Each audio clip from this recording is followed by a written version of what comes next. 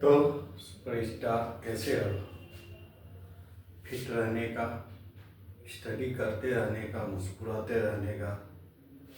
और लाइफ में जो है ना, कभी भी सक्सेसफुल होने के लिए आदमी को सबसे ज़्यादा जरूरी है कि फिटनेस।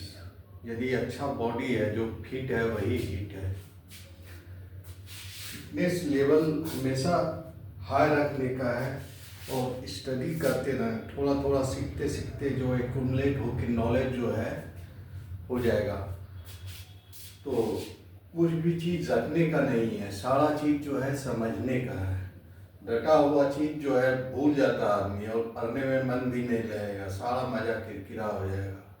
समझते जाने के बाद आदमी का इंटरेस्ट भी बना हुआ रहता है कि उसमें ईगरनेस रहता है। जैसे हम लोग फिल्म देखते हैं तो उसमें क्या होगा, ये सब फैक्टर रहता है जिसके कारण आदमी फिल्म देखता है। उसी तरह यदि ईगरनेस है कोई भी सब्जेक्ट में, कैसे होता है। और मैथ और फिजिक्स तो ऐसा सब्जेक्ट है जिससे आदमी को प्रेम हो जाता है, लगाव हो जाता है कि कैसे क्या हो रहा है, कैसे कैसे जो है मैथ में प्रॉब्लम है तो उसका सॉल्यूशन क्या होगा।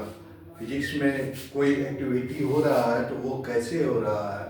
तो ये ईगरनेस बना हुआ रहता है। इस ईगरनेस के कारण ये दोनों सब्जेक्ट में ऑटोमेटिक लगाव हो जाएगा, एक तरह से प्रेम हो जाएगा। तो आज हम कुछ स्टोक्स थ्योरम से और न्यूमेरिकल जो है प्रॉब्लम को सॉल्व करना सबसे ज़्यादा जरूरी है। कोई भी टॉपिक का प्रॉब्लम यदि नहीं सॉल्व करते हैं तो उसका नॉलेज जो है अधूरा रह जाएगा। इसलिए प्रॉब्लम प्रॉब्लम को सॉल्व, कोई भी टॉपिक का बहुत सारा प्रॉब्लम को सॉल्व कर देना चाहिए, ताकि जो है ना वो उस टॉपिक का कंसेप्ट जो है दिमाग में रह जाएगा। और उसके बाद सारा चीज़ जो है बहुत उस कंसेप्ट से सारा चीज़ फंडामेंटल क्लियर हो जाएगा। तो कंसेप्ट के लिए ज़रूरी है कि हम उसका प्रॉब्लम सॉल्व करें। तो आज हम देख रहे हैं स्टोक्स थ्योरम से संबंधित कुछ प्रॉब्लम को सॉल्व करने जा रहे हैं। तो स्टोक्स थ्योरम जो है ये सरफेस इंटीग्रल और लाइन इंटीग्रल को रिलेट करता है।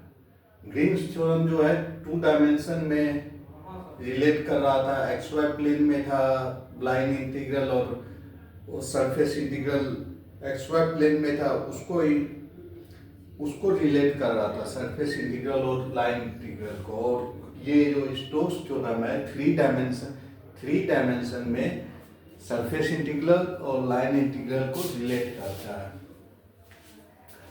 तो स्टोक्स थ्योरम क्या, एक किसी सरफेस पे जितना कर्लिंग इफेक्ट है कोई वेक्टर फील्ड का, कोई वेक्टर फील्ड है, तो किसी स्पेस में वेक्टर फील्ड है तो वहाँ कोई सरफेस कंसीडर करते हैं। उस सरफेस पे कितना उस वेक्टर का घुमाने वाला नेचर है, उस नेचर का को कैलकुलेट करेंगे तो वो बराबर हो जाता है वो जो सरफेस बना हुआ है, एक क्लोज कर्व से जो सरफेस बना हुआ है उसके एलॉन्ग कितना वेक्टर है, उसके एलॉन्ग लाइन इंटीग्रल के बराबर हो जाता है। तो इसका स्टोक्स थ्योरम का स्टेटमेंट है close line integral over close curve c f dot D r, जहाँ की डी आर जो है इन्फिनिटेसिमल लाइन एलिमेंट है। कोई पाथ लेते हैं तो उसका infinitesimal line element d x आई प्लस डी वाई जे प्लस डी जेड के होगा। कोई भी पाथ लेंगे, चाहे एक सीधा लाइन हो चाहे कर्व लाइन हो, तो इन्फिनिटेसिमल लाइन एलिमेंट होता है डी एक्स आई प्लस डी वाई जे प्लस डी जेड के, तो वो है डी आर। और तो ये f dot D r line integral equal to ये हो जाता है सरफेस इंटीग्रल, ये जितना कर्ल का वैल्यू हो del cross F dot N cap, surface integral है तो डॉट डीएस भी लिख सकते हैं वेक्टर, तो उसका सरफेस का जो नॉर्मल है, उसका सरफेस एक वेक्टर क्वांटिटी एज्यूम किया गया है, तो उसका नॉर्मल वेक्टर एन कैप है और ये ds है, वो सरफेस का इनफिनिटेसिमल एरिया एलिमेंट। तो अब कहता है using Stokes theorem evaluate x Y D x line integral over close curve C equal to xy dx plus xy square dy where path C is the square in the xy plane at its vertices at 2 0 minus 2 0 2 4 minus 2 4। तो पहले जो है f का मान यदि हम लेते हैं एक्स वाई आई plus x Y square J plus 0 के, और डी आर का मान लेते हैं, डी आर का मान होता है डी एक्स आई plus D Y j cap plus D Z k cap. तो एफ डॉट डी आर करेंगे,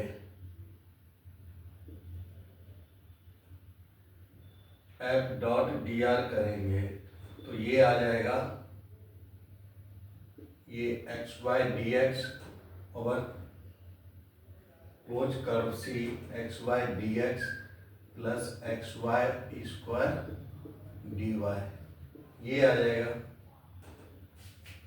तो ये जो इंटीग्रेशन है उसका मान इसके बराबर है एफ डॉट डी आर के, और ये इसके बराबर होता है surface integral del cross F dot N cap D S के बराबर होता है। तो एफ डॉट डी आर को हम ये लिख सकते हैं जहाँ पे कि एफ इक्वल टू ये है, तो और उसका पाथ जो है कर्व सी का पाथ बना लेते हैं। कर्व सी का पाथ जो है एक स्क्वायर है एक्स वाई प्लेन में, तो ये एक्स वाई प्लेन बनाते हैं, ये हो गया एक्स, ये माइनस एक्स, ये वाई और ये माइनस वाई।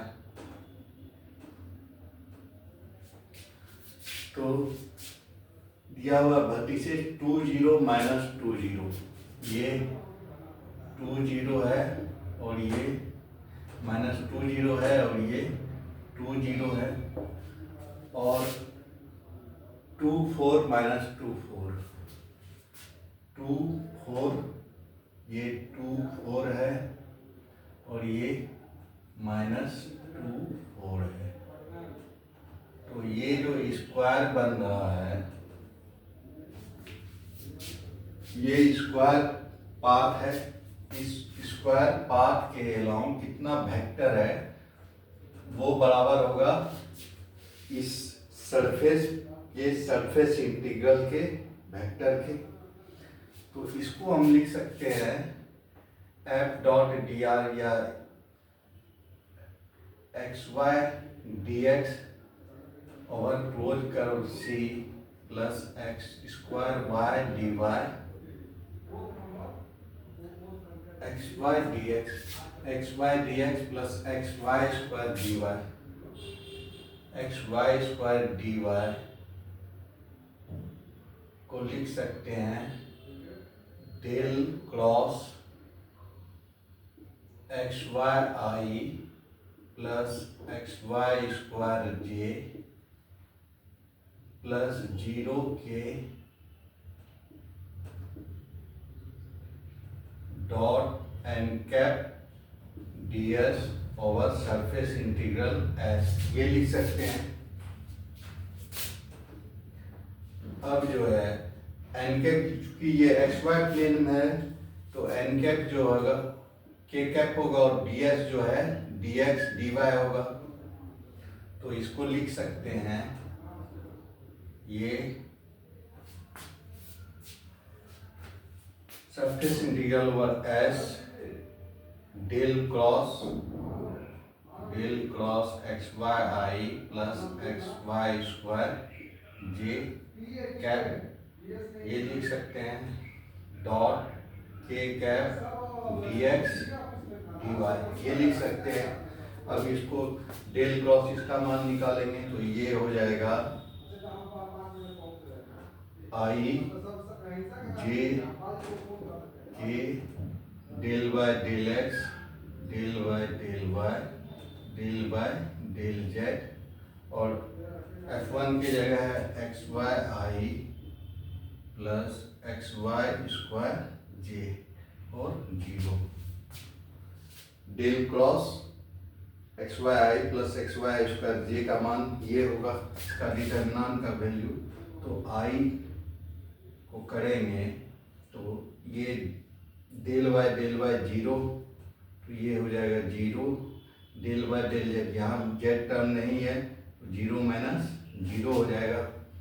फिर माइनस जे से करेंगे, ये छूट जाएगा डेल बाय डेल एक्स 0 और del by del Z X Y, तो ये भी यहाँ जेड टर्म नहीं है तो 0 माइनस ये 0 हो जाएगा और इक्वल टू ये के कैप इसको छोड़ देंगे। फिर del by del X X Y square को करेंगे तो डेल बाय डेल एक्स ये बच जाएगा Y square del by X Y square del X और ये minus del Y X Y ये हो जाएगा। तो इसका मान जो हो जाएगा k cap x Y square का, ये k cap y square minus x का माइनस एक्स ये हो जाएगा k cap into y square minus x ये हो जाएगा। तो इसका मान हो जाएगा integral over s y square minus x k cap dot के cap d x D y. अब surface integral of s y के कैप 1 हो जाएगा तो ये हो जाएगा Y square minus x D x D y. अब लिमिट पे जाएंगे तो x जो है -2 से 2 जा रहा है और y जो जा रहा है 0 से 4 जा रहा है, तो इसका लिमिट हो जाएगा 0 to 4 -2 to 2 Y square minus x D x D Y Y square. तो ये हो जाएगा -2 to 2 Y cube minus X Y by 3, limit डालेंगे यहाँ 0 to 4 ये dx ये हो जाएगा। तो इसका मान हो जाएगा 64 minus 4x 64 by 3 minus 4x dx ये हो जाएगा और इसका लिमिट है -2 से 2, तो इसका मान हो जाएगा 64 bye 3x minus 4x square by 2 और लिमिट डाल देंगे -2 to 2, तो ये हो जाएगा 64 into 2 by 3 minus 4 into 2 square by 2 minus 64 by 3 into -2 minus plus हो जाएगा 4 इंटू -2 का स्क्वायर 4 बाय 2 ये हो जाएगा। तो ये 4 इंटू ये कैंसिल हो जाएगा और ये माइनस प्लस हो जाएगा, तो ये हो जाएगा 2 इंटू 64 इंटू 2 बाय 3 ये हो जाएगा 64 इंटू 2 इंटू 64 इंटू 2 बाय 3, तो ये हो जाएगा 256 बाय 3। इस तरह से इसका एफ डॉट डी आर का मान जो है इसके बराबर होगा सरफेस इंटीग्रल के। तो इसका एफ डॉट ये लाइन इंटीग्रल का मान हो गया, ये सरफेस इंटीग्रल के बराबर इस स्क्वायर में, इस स्क्वायर का सरफेस इंटीग्रल ये हो गया, तो यही लाइन इंटीग्रल का मान हो गया। अब दूसरा प्रॉब्लम देखते हैं। तो इस तरह से लाइन इंटीग्रल निकालना होता है और सरफेस इंटीग्रल निकालना होता है। इसमें लाइन इंटीग्रल और सरफेस इंटीग्रल को बराबर प्रूव कर देते हैं तो वो वेरीफाई हो जाता है स्टोक्स थ्योरम, और देखना पड़ता है कौन सा सरफेस है, कौन सा पाथ है, उसके अनुसार इमेजिन करके लाइन इंटीग्रल और सरफेस इंटीग्रल का मान निकालना होता है।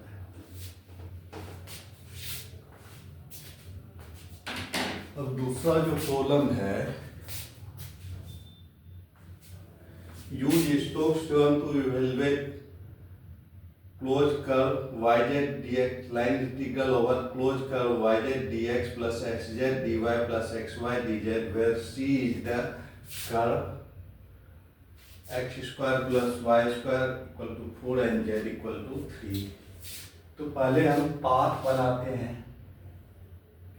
ये जो है x, ये y है और ये x है और ये z है। तो एक्स स्क्वायर यहाँ पे कोई z इक्वल टू 3 पे जो है ये सरफेस है, एक सर्किल है, X square plus Y square equal to 4।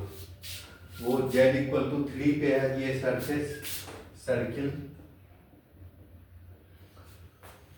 तो अब स्टोक्स थ्योरम जो होता है वो होता है f dot D L equal to और closed curve C equal to होता है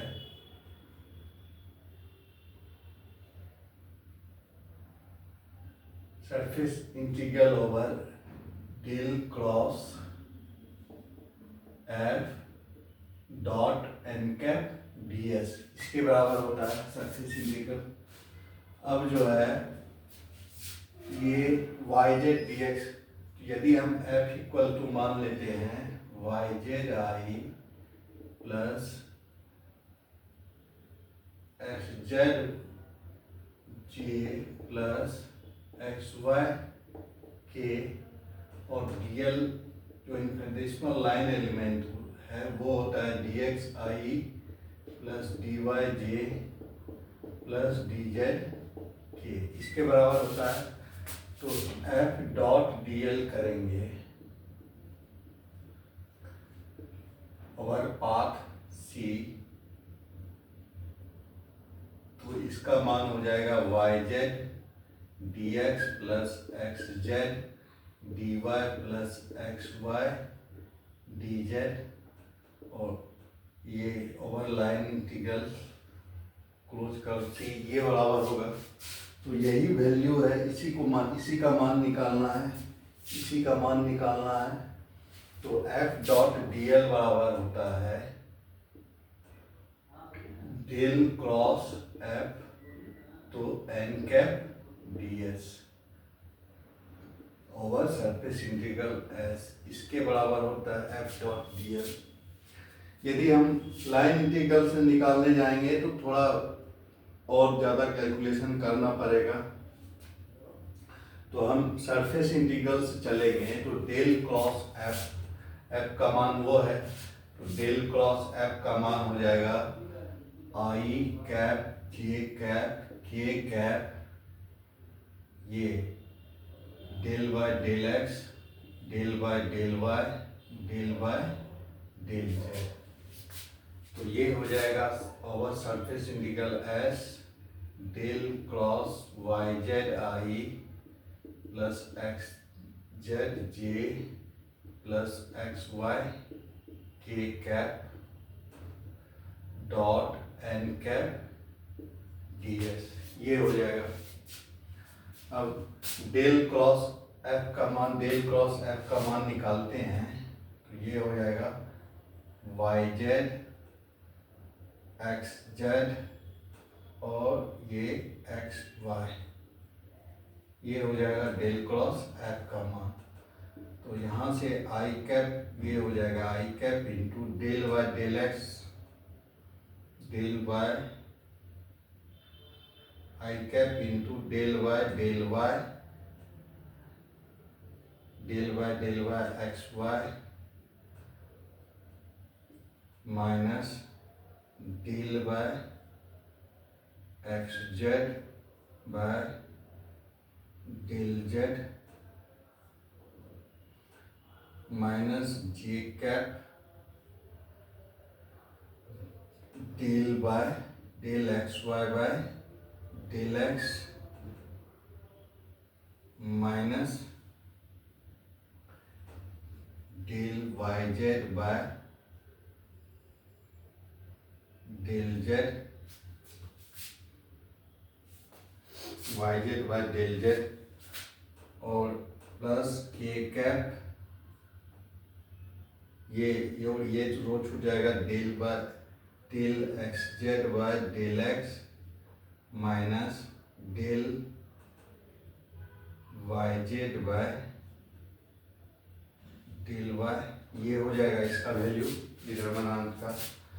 तो इसका मान हो जाएगा I cap del X Y by del Y X minus del X Z by del Z X minus J cap अब del X Y by del X Y minus del Y Z by del Z minus Y plus K cap del X by Z minus Z, ये हो जाएगा तो ये zero zero zero, तो ये हो जाएगा जीरो।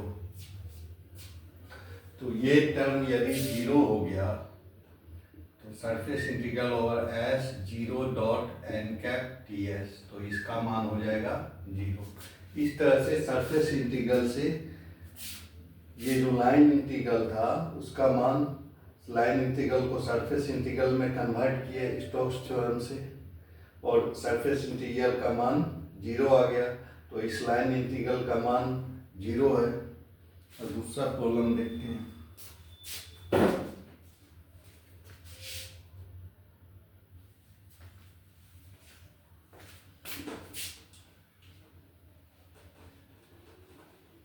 तो स्टोक्स थ्योरम के लिए लाइन इंटीग्रल और सरफेस इंटीग्रल को निकालना पड़ता है। कंडीशन के अनुसार लाइन इंटीग्रल यदि आसान है तो लाइन इंटीग्रल निकाल लेते हैं, यदि सरफेस इंटीग्रल आसान है तो सरफेस इंटीग्रल निकालते हैं। तीसरा जो प्रॉब्लम है, use Stokes theorem to evaluate del cross F dot ds over the open hemispherical surface x square plus y square plus z square equal to 1, z greater than 0 where f equal to इतना y zx j plus y के।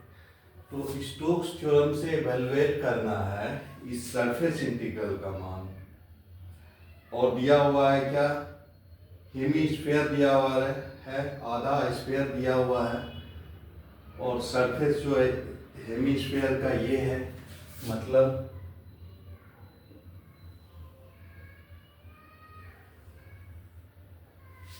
ये sphere हो गया,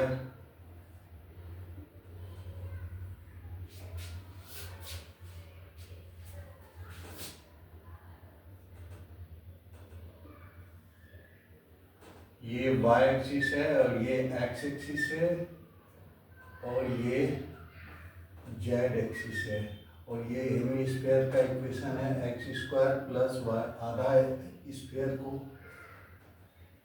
ये hemisphere का surface हो गया। तो ये जो एक टोपी समझने का एक गोल रंग का टोपी है, तो ऊपर वाला सरफेस के लिए ये z इक्वल टू, यहाँ पे z इक्वल टू 0 है, तो और उसका प्रोजेक्शन एक्स वाई प्लेन में इसका ये सर्किल होगा, ये हेमिस्फीयर का प्रोजेक्शन जो है z इक्वल टू 0, मतलब एक्स वाई प्लेन में ये सर्किल होगा X square plus Y square equal to 1। तो ये जो कर्व वाला सरफेस है, जैसे कोई टोपी है टोपी का सरफेस पे जो इंटीग्रल होगा, कोई वेक्टर फील्ड में ये रखा हुआ है टोपी, जिसका वेक्टर फील्ड का मान है Y I Z X J plus Y K. तो ये टोपी रखा हुआ, टोपी नुमा आकृति रखा हुआ है। तो ये जो सरफेस बन रहा है, ऊपर वाला सरफेस जो बन रहा है, ये मुड़ा हुआ सरफेस, कर्व सरफेस, वो क्लोज कर्व, ये सर्कुलर क्लोज कर्व से बना हुआ है। उस सरफेस जो बन रहा है वो सर्कुलर क्लोज कर्व से, ये सर्कुलर क्लोज कर्व से ऊपर का सरफेस कर्व वाला बना हुआ है। टोपी का जो किनारा जो है वो सर्कुलर है, और उस सर्किल का इक्वेशन है X square plus Y square equal to 1, और ऊपर का जो कर्व वाला सरफेस है उसका इक्वेशन है X square plus Y square plus Z square equal to 1। तो इस तरह से स्फेरिकल सरफेस है, आधा स्फेयर है ये, जिसका ऊपर वाला पोर्शन सरफेस के लिए हमको निकालना है सरफेस इंटीग्रल। तो ऊपर वाला सरफेस जो बना हुआ है close curve X square plus Y square equal to 1, तो इसका लाइन इंटीग्रल बराबर होगा ऊपर वाले सरफेस का सरफेस इंटीग्रल के। तो हम ये जो है सरफेस इंटीग्रल निकालने के लिए कह रहा है del cross F dot D S. तो इसका मतलब है डेल क्रॉस एफ, और इसका वेक्टर नॉर्मल वेक्टर ये सरफेस का एन कैप हो जाएगा, एन कैप डी एस हो जाएगा।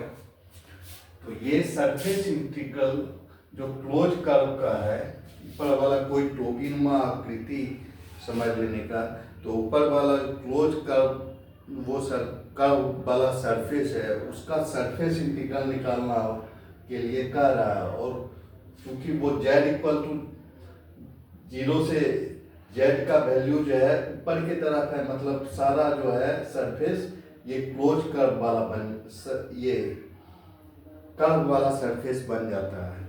तो वो कर्व वाला सरफेस इससे बना हुआ है, नीचे वाला एक सर्किल से, नीचे वाला गोल वाला आकृति से।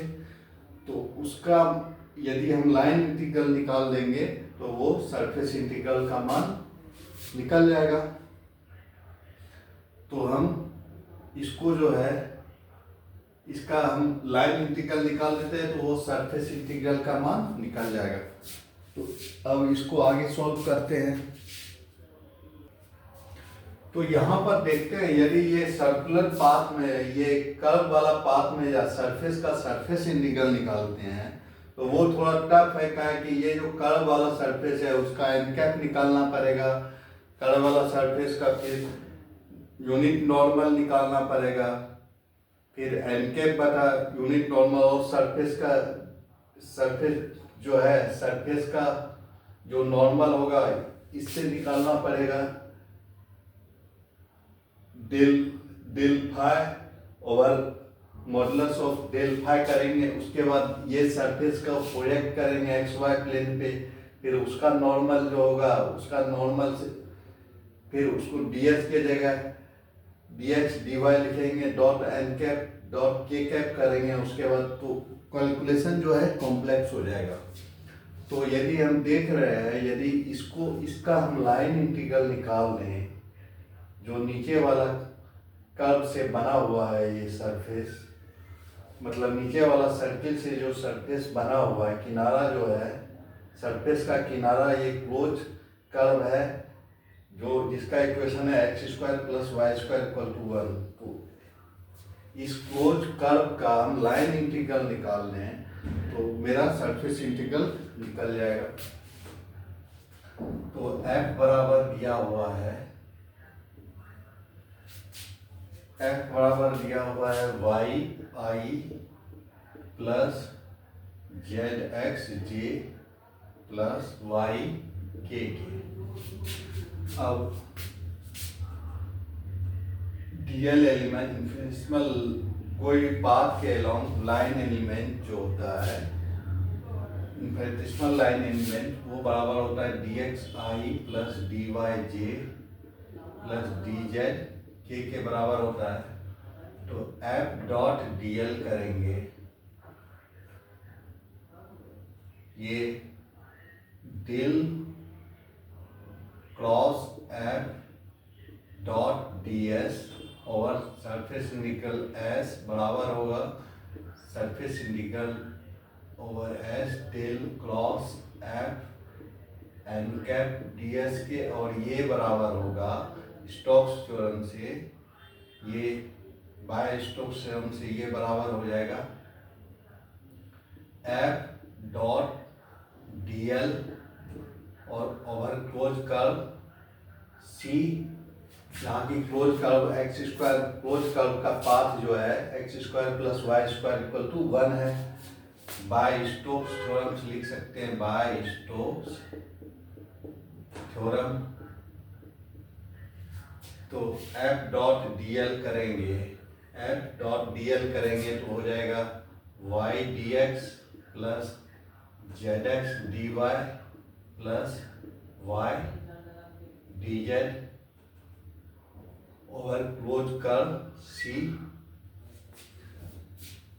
अब जो है ये जो पाथ है मेरा, ये जो पाथ है, जो ऊपर वाला कर्व, जो पाथ जिससे बना, ऊपर वाला कर्व सरफेस जो बना हुआ है उसका किनारा जो है एक्स वाई प्लेन में है।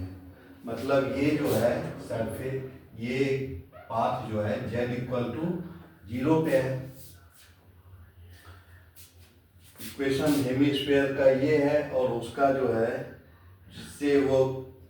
जिससे वो सरफेस बन रहा है वो जो है एक्स वाई प्लेन में है, और उसका पाथ जो है X square plus Y square equal to 1 circular है। तो एक्स वाई प्लेन में है तो उसका z का मान 0 हो जाएगा। तो यहाँ z का मान 0 रखेंगे तो z 0 हो जाएगा, डी जेड भी 0 हो जाएगा। तो ये बच जाएगा सी वाई डी एक्स, ये बच जाएगा। अब वाई डी एक्स निकालना है ओवर क्लोज कर्व सी, वाई डी एक्स का मान निकालना है ओवर क्लोज कर्व सी के।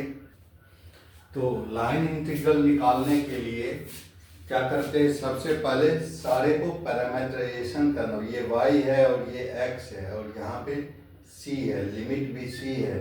तो सारा को एक पैरामीटर में रखेंगे तभी लाइन इंटीग्रल निकाल पाएंगे। तो सबसे पहले लाइन इंटीग्रल में पैरामीटराइजेशन करना पड़ता है। तो सर्कुलर पाथ के लिए पहले वीडियो में हम डिस्कस कर चुके हैं, बहुत सारा प्रॉब्लम भी इसका सॉल्व किए हैं। तो पिछला सारा वीडियो को देखने के बाद ही समझ में आएगा सारा चीज़, नहीं बीच से समझने के बाद कुछ भी समझ में नहीं आएगा। तो पिछला सारा वीडियो को समझ के पूरी तरह से समझ लेने का है, उसके बाद ही आगे समझ में आएगा। तो सर्कुलर पाथ का पैरामीटराइजेशन जो करते हैं वो इस तरह से करते हैं,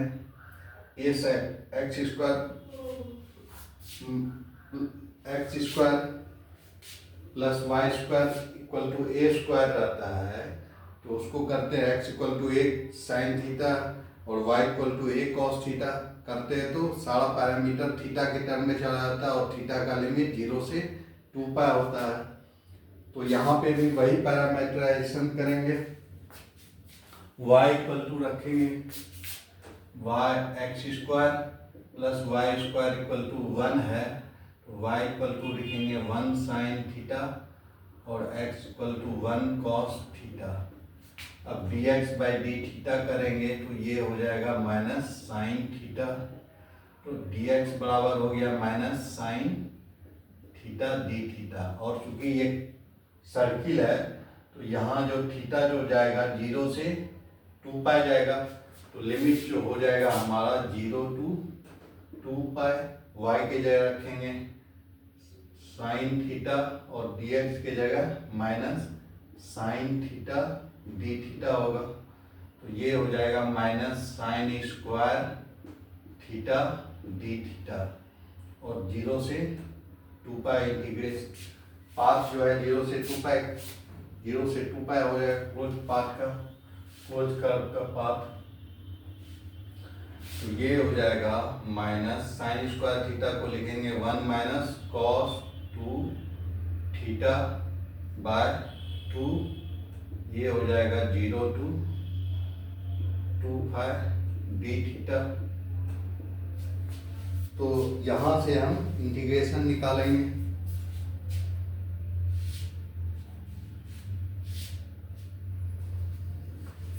तो ये हो जाएगा -1/2 minus cos 2 theta by 2 D theta 0 to 2 पाई। ये हो जाएगा minus theta by 2 minus cos का साइन 2 थीटा बाय 2 इंटू 2, ये हो जाएगा। अब लिमिट डालेंगे 0 to 2 पाई, तो ये हो जाएगा minus 2 pi by 2 minus sine 4 pi by 4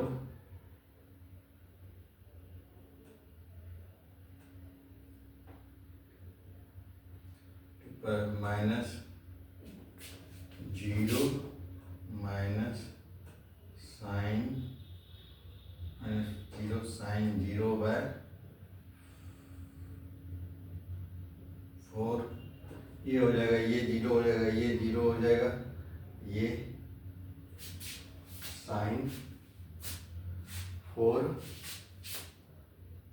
2 pi sine 4 पाई, ये भी 0 हो जाएगा, तो ये बच जाएगा -2 पाई बाय 2, तो इसका मान हो जाएगा -पाई। तो इस तरह से लाइन, इसका मान जो निकल गया, ये del cross F dot D S, ये जो टोपी वाला कर्व वाला सरफेस है, उसका सरफेस इंटीग्रल का मान लाइन इंटीग्रल के मान के बराबर हुआ y dx plus Z X D Y plus Y D Z over वो इस सर्किल के ऊपर, ये सर्किल के लाइन इंटीग्रल के बराबर हुआ, जिससे कि ये कर्व वाला सरफेस बना हुआ है। तो उसका मान जो आ गया -पाई के बराबर आ गया। ठीक है, अब अगला प्रॉब्लम देखते हैं।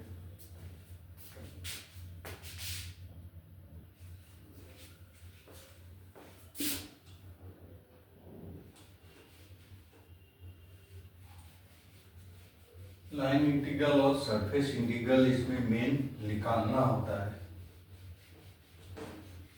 तो चौथा प्रॉब्लम जो है,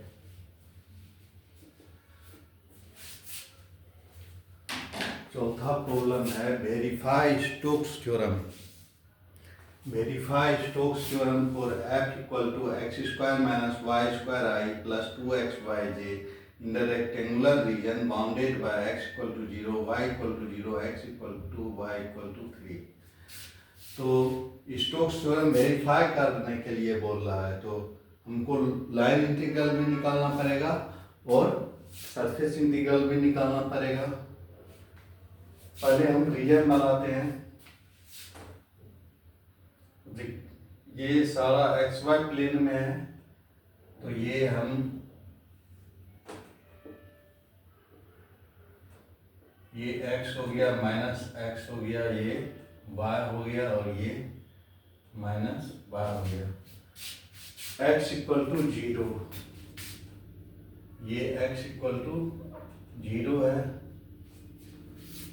और y इक्वल टू 0, ये y इक्वल टू 0 है, लाइन का इक्वेशन। और x equal to 2, y equal to 3, ये जो है x equal to 2, x equal to 2 का ये लाइन हो गया, x इक्वल टू 2 और y equal to 3, y equal to 3, ये हो गया y इक्वल टू 3 का लाइन, या इधर लिख देते हैं y इक्वल टू 3, ये हो गया और ये हो गया x इक्वल टू 2। तो अब इससे जो रीजन बन रहा है रेक्टेंगुलर रीजन, ये रेक्टेंगल बन गया। ये रेक्टेंगुलर रीजन में हमको स्टोक्स थ्योरम वेरीफाई करना है। तो ये जो पाथ जो बन रहा है, ये रेक्टेंगुलर पाथ बन रहा है। तो इसका हम लाइन इंटीग्रल निकालेंगे और ये जो सरफेस बन रहा है रेक्टेंगुलर, उसका सरफेस इंटीग्रल निकालेंगे और दोनों को बराबर कर देंगे। जहाँ पे ये वेक्टर फील्ड में ये जो रखा हुआ है, वेक्टर फील्ड का मान जो है ये दिया हुआ है। किसी वेक्टर फील्ड में ये रेक्टेंगुलर शेप का चीज रखा हुआ है, जिसका बाहरी ये जो सरफेस बन रहा है उसका बाहरी सरफेस एक ये रेक्टेंगल है, ये कर्व है, ये कर्व है।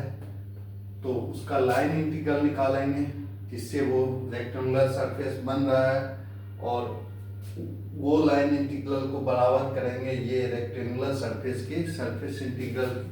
इसका नाम दे देते हैं ए बी सी डी। तो वाले साहब से पहले स्टोक्स थ्योरम लिखते हैं।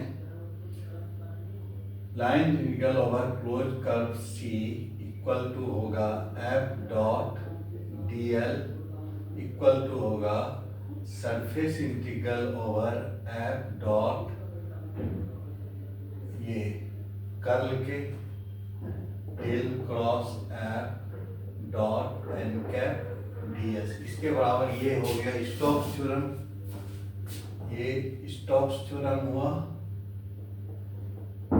इसी को वेरीफाई करना है तो पहले हम लाइन इंटीग्रल सरफेस इंटीग्रल दोनों निकालना पड़ेगा। इसमें पहले हम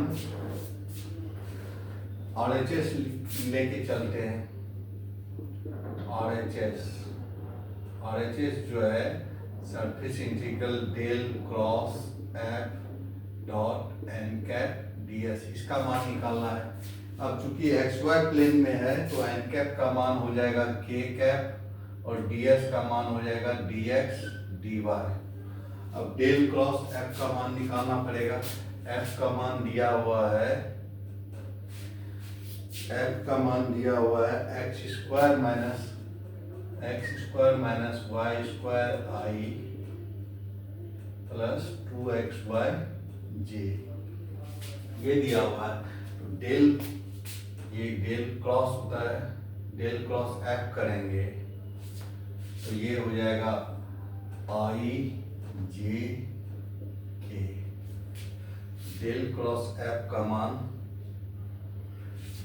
जो हो जाएगा ये एक्स स्क्वायर, ये del by del X, del by del Y, del by del Z.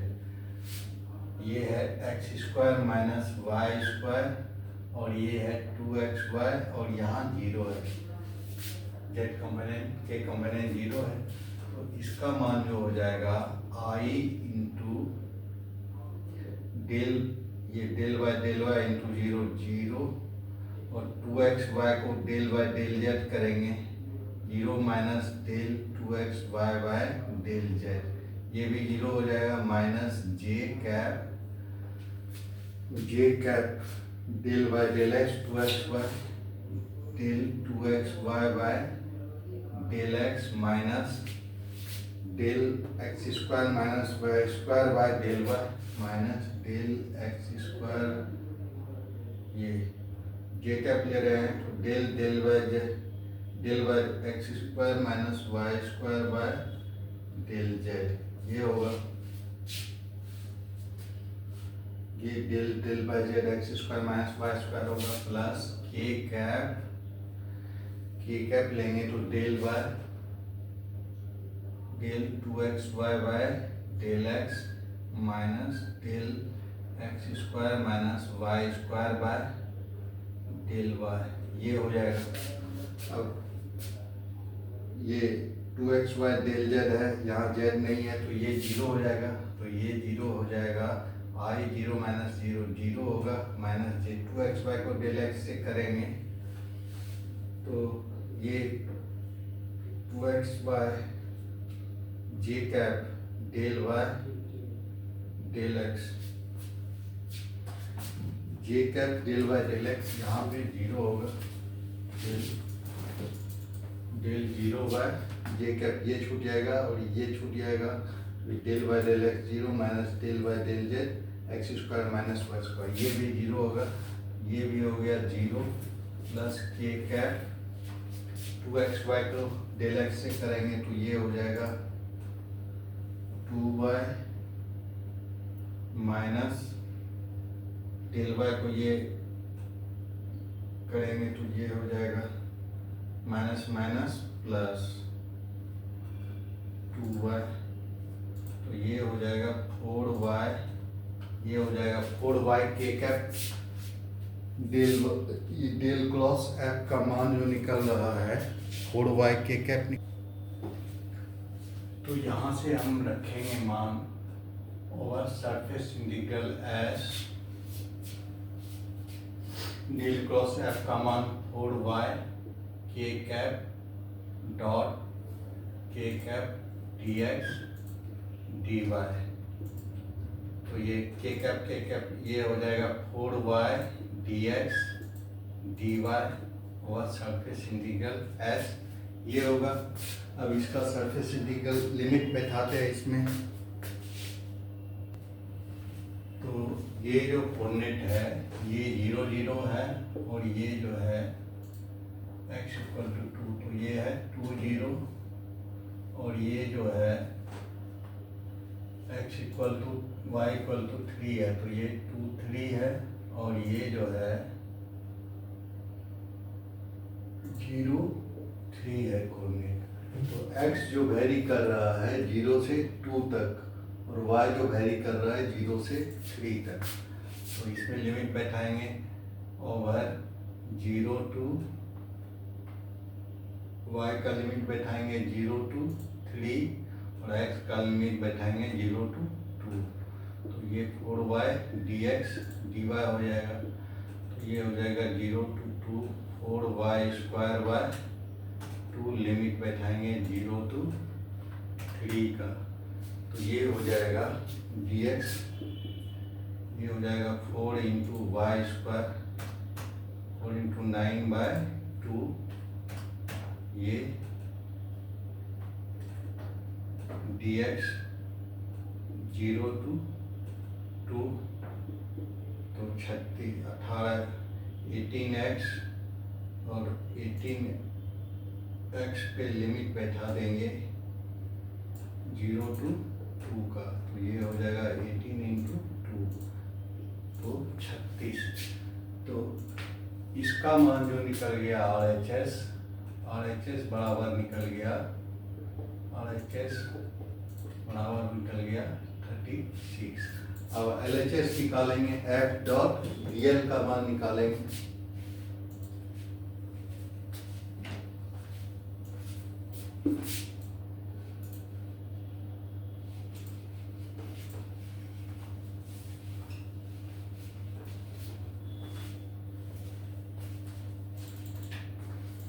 अब उसके लिए सबसे पहले इसको देख लेते हैं लॉन्ग लाइन AB, ये लॉन्ग लाइन हर एक लाइन के लॉन्ग निकालना पड़ेगा, line integral long line AB ये y इक्वल टू 0 है तो dy इक्वल टू 0 हो जाएगा और x वेरीज कर रहा है, x वेरीज फ्रॉम 0 टू 2। अब along line BC x equal to 2 है, x equal to 2 dx equal to हो जाएगा 0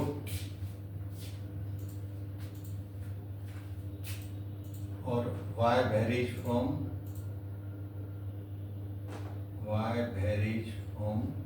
0 टू 3। अब along लाइन हर एक लाइन के along पहले डिसाइड कर लेते हैं सारा पैरामीटर की क्या क्या है, उसके इंटीग्रेट करने में आसानी होगा। along line CD y equal to 3 तो dy इक्वल टू हो जाएगा 0 और x जो वेरी कर रहा है, x वेरीज फ्रॉम 3 2 2 2 0 2 2 0 2 2 0 होगा।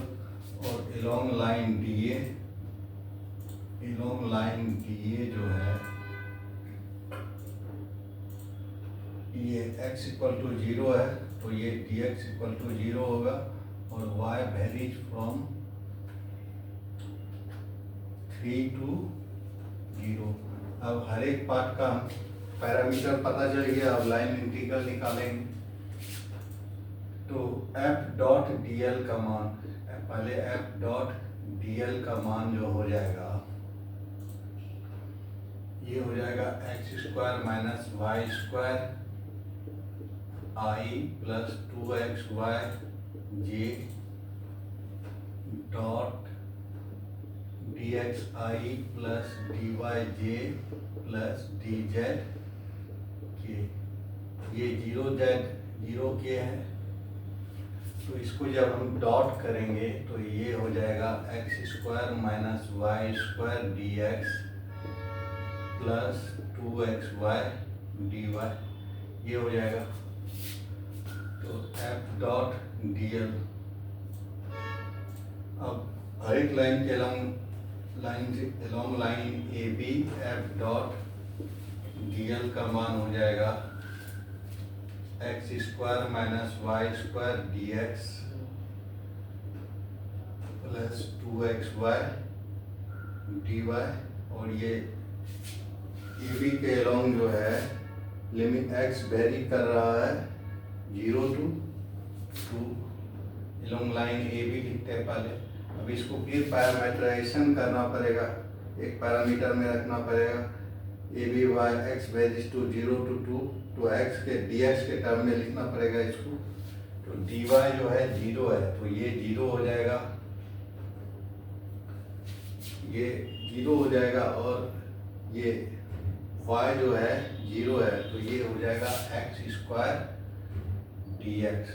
और x वेरी कर रहा है 0 to 2 तो ये हो जाएगा x क्यूब बाय 3 0 to 2 तो ये हो जाएगा 8/3। तो f dot dl along line AB इसका मान निकल गया 8/3। इसी तरह BC के एलोंग निकालेंगे f डॉट dl, ये BC तो इसका भी मान होगा BC x square minus Y square dx plus 2xy dy। अब BC के एलोंग x इक्वल टू 2 है dx 0 है तो ये 0 हो जाएगा। और dx 0 है तो ये 0, y वेरी 0 to 3, y 0 से और x का मान 2 है तो इसका मान जो हो जाएगा एलोंग BC x का मान 2 रखेंगे 2 into 2 y dy, ये हो जाएगा। और y जो वेरी कर रहा है 0 से 3 तो ये हो जाएगा 0 to 3 4y dy।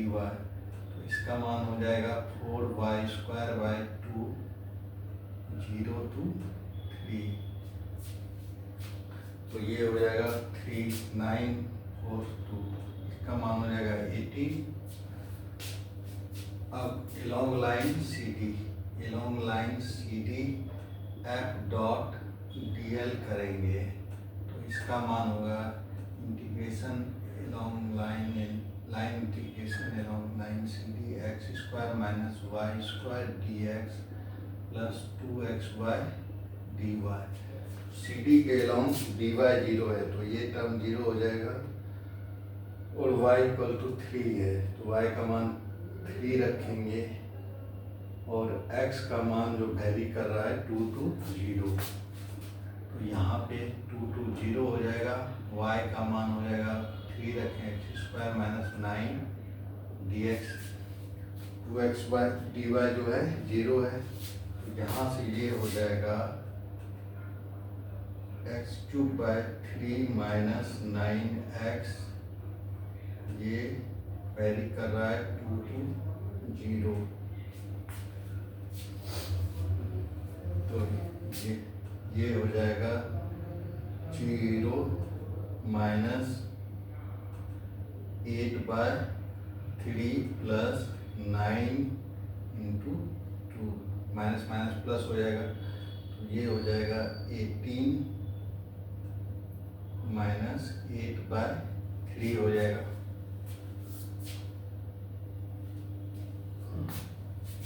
और along लाइन अब बच गया DA, F dot DL along line DA equal to हो जाएगा DA line integral along line DA x² minus y² dx plus 2xy dy। अब DA के along x 0 है तो ये 0 हो जाएगा, तो dx 0 तो ये 0 हो जाएगा, और x यहाँ पे 0 रखेंगे तो ये भी 0 हो जाएगा। ये dx जो है ये 0 है तो ये 0 हो जाएगा, और ये x यहाँ पे 0 रखेंगे तो ये भी जो है 0 हो जाएगा। तो ये along line DA equal to 0 हो गया। तो LHS बराबर होगा